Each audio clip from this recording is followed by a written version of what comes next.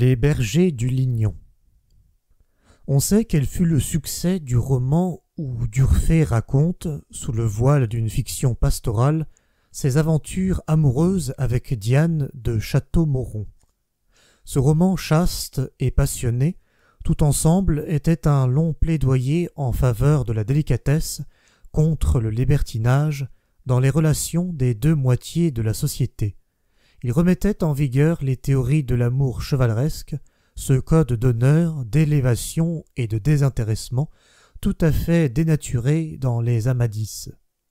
Il était par conséquent une vive attaque contre les mœurs de l'époque, et par là, autant que par ce ton maniéré et cette métaphysique sentimentale que l'hôtel Rambouillet devait mettre à la mode, il est destiné à un immense succès.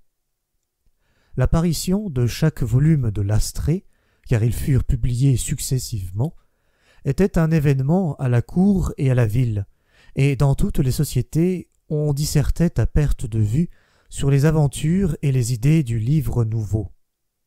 L'avocat Patru, l'un des plus ardents admirateurs de l'Astrée, fit tout exprès le voyage de Turin pour aller apprendre de l'auteur lui-même la clé de son roman.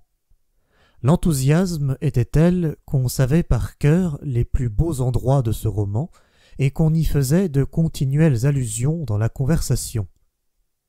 Il s'était établi ainsi une sorte de vocabulaire allégorique dont il nous est resté Céladon et les bergers du Lignon. Astrée est la plus belle, la plus aimable, la plus vertueuse, la plus spirituelle des bergères, et Céladon, son amant, est le plus beau, le plus brillant, le plus vertueux, le plus spirituel des bergers.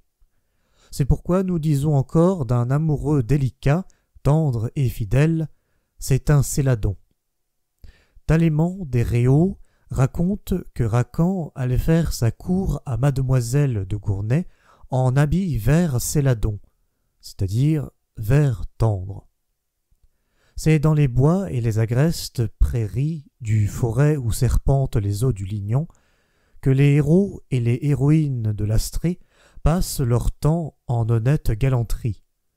Ces héroïnes sont des bergères, mais point de ces bergères nécessiteuses qui, pour gagner leur vie, conduisent leurs troupeaux au pâturage.